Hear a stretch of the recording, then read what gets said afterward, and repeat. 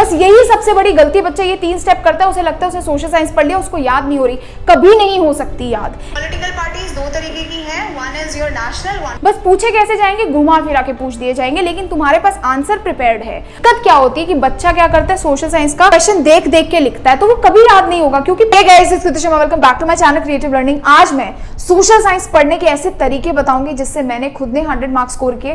तुम्हें मैं एक बात और बता देती हूँ कि जो तुम सोशल साइंस पढ़ते हो ना, वो बिल्कुल गलत मेथड से पढ़ते हो, इसलिए तुम कभी नंबर नहीं ला पाते।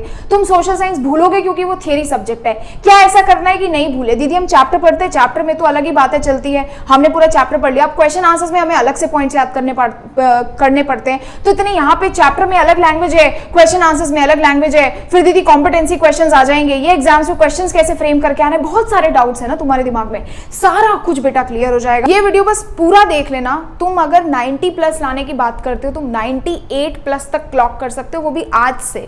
जितनी भी डेट है, जितना टाइम तुम्हारे पास बचा है, बस मेरी बात ध्यान से सुनना, सब कुछ क्लियर हो जाएगा। सबसे पहले देखो क्या है, सबसे पहले यार स्टेप 1, आपने वन शॉट लेक्चर देखा। मैं बिल्कुल बेसिक से तुम्हें हाई एडवांस लेवल पे लेके जा रही हूँ, ध्यान से सुनो। सबसे पहले बेटा आपने वन शॉट लेक्चर देखा। वन शॉट लेक्चर्स बहुत सारे यूट्यूब पे, जिसका समझ आता है देख लो। मैं मेरे वन शॉट लेक्चर्स के बारे में बता देती हूँ कि जो मैंने वन शॉट लेक्चर्स पढ़ा करके डाले यूट्यूब पे, उस पे जितने भी मैंने पोस्ट करे हैं, उन सब पे इतनी बात तो है, पूरा एनसीईआरटी कवर है, कम से कम टाइम में ऐसा पढ़ाया है कि तुम्हें क्लास में ही याद हो जाएगा। किसी बच्चे ने अगर लेक्चर देखा होगा तो उसको मालूम होगा। अगर 30 मिनट तुम देख रहे हो तो उसका 80% लेक्चर तुम्हें मुंह ज़बानी याद हो जाएगा। यही मेरा मेन एम होता है पढ़ाने का, तो तुम वो देख सकते हो। कोई भी लेक्चर उठाओ, आपने वन शॉट लेक्चर्स कंप्लीट देख लिए।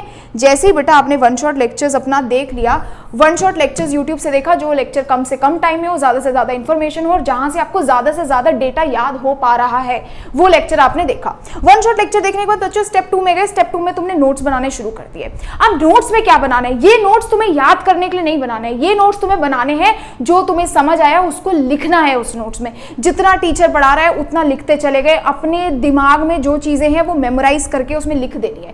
कोई भी लैंग्वेज में लिखो, इंग्लिश में लिखो, हिंदी में लिखो, लैंग्वेज बैरियर नहीं होना चाहिए। बस वो जो पर्ची तुम बनाओगे ना, वो जो पेपर तुम बनाओगे, उसमें तुम्हें सब कुछ ऐसा लिखना है कि तुम्हें क्लास में तुमने पढ़ा और तुम्हें बहुत अच्छे से याद हो गया। ये तुमने बना दिए नोट्स। जितना हो सकता है उसको पाई चार्ट्स की फॉर्म में बनाओ, टेबल्स की फॉर्म में बनाओ, ताकि तुम्हें जल्दी से जल्दी शॉर्ट टाइम में चीजें मेमोराइज हो सके। नोट्स बनाया, स्टेप नंबर 2। स्टेप नंबर 3 में गए। तुमने अब खोलनी है एनसीईआरटी। पहले एनसीईआरटी खोलोगे, सोशल साइंस कभी समझ नहीं आएगी। एनसीईआरटी जो लिखे हुए हैं जिन लोगों ने, वो ऐसे नहीं समझेगी, उसकी लैंग्वेज बहुत डिफरेंट है। तो आपने पहले लेक्चर देखा, नोट्स बनाए साथ साथ में। जिसको नोट्स बनाने में भी आफत आ रही है, मैंने खुद ने फ्री नोट्स डाले हैं, आप उसको डाउनलोड करो, उन नोट्स के फोटोज ऐड कराओ, उन नोट्स के पीछे 2 से 3 ब्लैंक पेपर्स लगाओ। पढ़ते पढ़ते जो चीजें तुम्हें लगती है मिस आउट है या एक्स्ट्रा तुम लिखना चाहते हो खुद को समझाने के लिए, उसी नोट्स में आगे मेंशन करो, तुम्हारा टाइम बचेगा।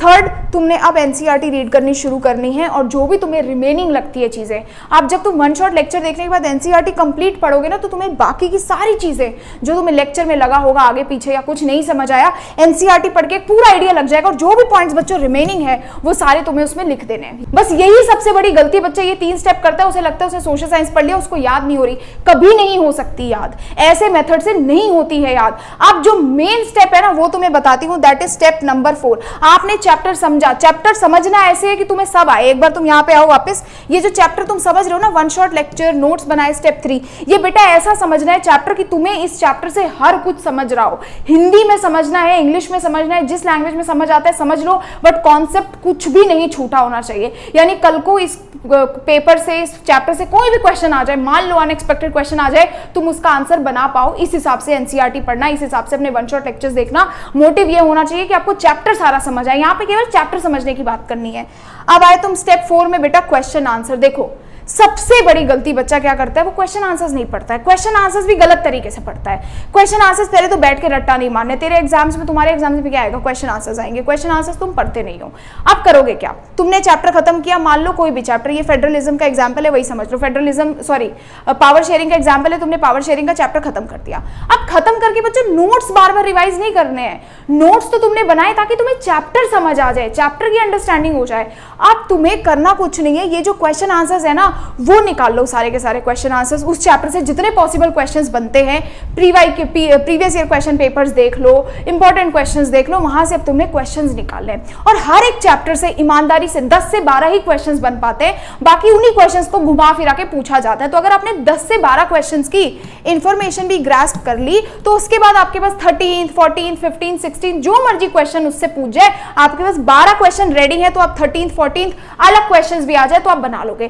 करना क्या है, सिंपल सा, आपने ये क्वेश्चन आंसर खोला, ये क्वेश्चन आंसर है पहला। आपने क्या पढ़ा कि what is the ethnic composition of Belgium, क्यों वो कॉम्प्लेक्स है। आपने पहले इसको नॉर्मल रीड किया क्योंकि अभी आप चैप्टर पढ़ के आए हो, आपको पता है कि क्यों कॉम्प्लेक्स है। इसको पॉइंट्स में आपने पढ़ लिया। अब पढ़ने के बाद एक सिंपल स्टेप आपको करना है, इस क्वेश्चन को रिकॉर्ड कर लेना है अपनी आवाज में। आपने अपनी आवाज में रिकॉर्ड कर लिया, आपके पास इंफॉर्मेशन आ गई। दूसरे क्वेश्चन पे गए, क्वेश्चन पढ़ा, आंसर समझा, दोबारा से रिकॉर्ड कर लिया, पॉज किया, फिर से रिकॉर्ड किया, फिर पॉज किया, थर्ड क्वेश्चन रिकॉर्ड किया, फिर पॉज किया, फोर्थ, ऐसे करके कम से कम 10 to 12 क्वेश्चन उस चैप्टर से आपको रिकॉर्ड कर लेने हैं, जहां पे आपका मेजर सारा ही चैप्टर क्या हो गया, कवर हो गया। और यही क्वेश्चन आंसर्स बोर्ड्स में तुम लिख के आओगे। जितने ज्यादा पॉइंटर्स तुम्हें उस आंसर्स के मिलते हैं लिख लो, क्या पता वो आंसर 3 नंबर में आ जाए, क्या पता वो क्वेश्चन 5 मार्क्स में आ जाए। तो जितने ज्यादा पॉइंटर्स हो सकते हैं उतने पॉइंटर्स कर लो और उसको रिकॉर्ड कर लो। रिकॉर्ड कैसे करना है आपको एग्जांपल दे देती हूँ। जैसे मैंने एक बेसिक सी चीज रिकॉर्ड कर रखी है, फॉर एग्जांपल ऐसे रिकॉर्ड करना है, देखो। होती है जो सेम आइडियोलॉजीज को फॉलो करती है। पॉलिटिकल पार्टीज दो तरीके की हैं, one is your national, one is your regional party and stuff like that. Parties क्यों बनती हैं, सेम आगे समझ में, इस तरीके से आपने रिकॉर्ड कर लिया कि पॉलिटिकल पार्टीज क्या है, ऐसी पार्टीज है, वो पार्टीज है। अपनी लैंग्वेज में आपको आंसर्स रिकॉर्ड कर लेना है, ठीक है। आंसर्स आपको मिल गए, आपने वो क्वेश्चन आंसर्स रिकॉर्ड कर लिए और ये हो गई बेटा आपकी प्लेलिस्ट। अब आपके पास जो आपने चैप्टर पढ़ा था वो आपने 100% समझा हुआ है, कुछ भी आपने उसमें छोड़ा नहीं है, डिटेल्ड अंडरस्टैंडिंग आपने चैप्टर की रखी है। तो ये 12-13 क्वेश्चन है जो बेटा एग्जाम्स में डेफिनेटली आएंगे। बस पूछे कैसे जाएंगे, घुमा फिरा के पूछ दिए जाएंगे, लेकिन तुम्हारे पास आंसर प्रिपेयर्ड है। क्वेश्चन कोई भी आए, तुम्हें आंसर पता है, बाई चांस कोई अलग क्वेश्चन आए तो इन्हीं 10-12 क्वेश्चन से मिला जुला के तुम आंसर्स बना सकते हो। ऐसे आते हैं नंबर। ये हुआ आपका नेक्स्ट स्टेप कि रिकॉर्ड कर लो हर एक चैप्टर के। जाओ मेरा वन शॉट लेक्चर देखो, 30 मिनट लगेंगे बेटा। फिर बोल रही हूँ मैं तुम्हें आधे घंटे में ऐसा लेक्चर पढ़ा दूंगी ना कि तुम्हें सब याद हो जाएगा। खुद से जाके देखो, मैं खुद नहीं बोल रही हूँ, खुद जाओ पढ़ो और मुझे बताओ। समझ आ गया, लर्न हो गया, then you go to question answers. आपने बनाया, लिख दिया, पर क्या यहीं पे खत्म कर देना है? नहीं, इसका आगे क्या करना है वो बताती हूँ। इतना आई होप तुम्हें बहुत अच्छे से समझ आया, तुम्हारा काम सॉर्टेड। हर एक चैप्टर के 10 क्वेश्चन, हर एक चैप्टर के 10 क्वेश्चन रिकॉर्ड कर लिए। अब इसको करोगे क्या, रात में सोने से पहले कोई भी चैप्टर है उठाया, कान में लगाया, सुनते गए, आंख बंद करके समझते गए, सुनते गए, तुम्हें रट जाएंगे क्वेश्चन। एक चीज ऐसी नहीं होगी जो तुम मिस कर पाओगे। केवल वीडियो देखने से, वन शॉट देखने से चीजें याद नहीं होती हैं, समझ आ सकती है। क्वेश्चन आंसर्स मेन तुम्हें क्या करना है, याद करना है, ठीक है। Next step. अब बच्चों 5th पॉइंट आता है बच्चों रिवीजन। रिवीजन कैसे करना है दीदी, हमने चैप्टर भी पढ़ लिया, हमने क्वेश्चन आंसर्स की ऑडियोज भी बना ली, रिवीजन करने का तरीका भी तुम्हें बता रही हूँ। लेकिन उससे पहले एक चीज ध्यान से सुनो। तुम सबको पता है मेरी खुद की बुक्स हैं, मैं हमेशा बच्चों को बुक्स प्रमोट करती हूँ बेटा, लेकिन मैं एक ऐसी इंसान हूँ, मुझे सिर्फ अपनी चीजें प्रमोट करने, उसको सुपीरियर दिखाने का कोई शौक नहीं है। मैं रिसेंटली तुम लोगों के लिए ही चीजें एक्सप्लोर कर रही थी कि सोशल को कुछ इंटरेस्टिंग वे में करने के लिए अगर मुझे कोई चीज मिल जाए तो मैं बच्चों को रिकमेंड करूं, क्योंकि आई टोटली अंडरस्टैंड कि सोशल साइंस का कैसा हाल है बच्चों का, वो नहीं पढ़ पाते। तो मुझे ये फ्लैश कार्ड्स मिले थे जो मैंने लास्ट ईयर भी बच्चों को रिकमेंड किए थे, क्योंकि मुझे जेन्युइनली खुद बहुत पसंद आए। ये फ्लैश कार्ड्स देखो, इसमें ना हर एक चीज तुम्हारी डली हुई है। मैंने अब तुम्हें यहाँ पे तो नहीं दिखेंगे, ये इस फ्लैश कार्ड का बॉक्स है, तो मैं तुम्हें इसमें दिखा देती हूँ। मैंने यहाँ पे कुछ इसके फ्लैश कार्ड्स अपलोड करे, हर एक चीज है आपके पास। सबसे पहले हर एक चीज बहुत ही शॉर्ट है, एनसीईआरटी के सारे मेजर पॉइंटर्स आपको यहाँ पे क्रिस्प एंड कंसाइज फॉर्म में मिल जाएंगे।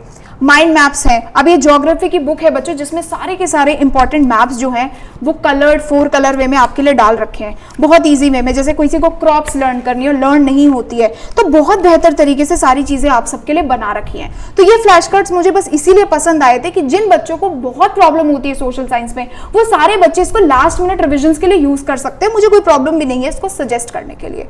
तो ये जो पीडीएफ है ना बेटा, ये अगर तुम सच में पढ़ो तो 5-6 फ्लैश कार्ड्स में सब कुछ कवर हो जा रहा है, मेजर चंक।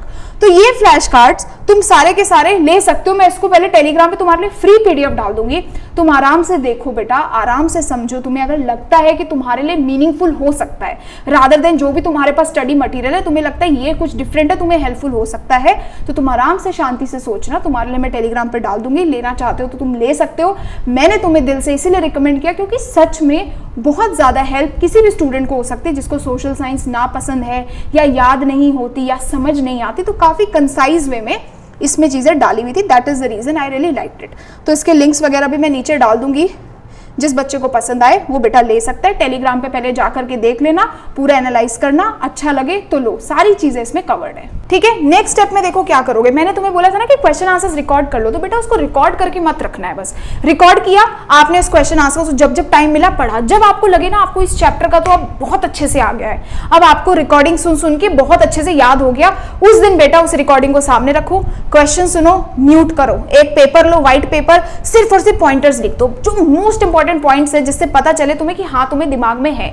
जिस दिन तुमने वो लिख भी लिया उस दिन बेटा 100% तुम उसे कभी नहीं भूलने वाले। दिक्कत क्या होती है कि बच्चा क्या करता है, सोशल साइंस का क्वेश्चन देख देख के लिखता है, तो वो कभी याद नहीं होगा, क्योंकि पहले आप याद नहीं करोगे और सिर्फ लिखोगे तो याद नहीं होगा।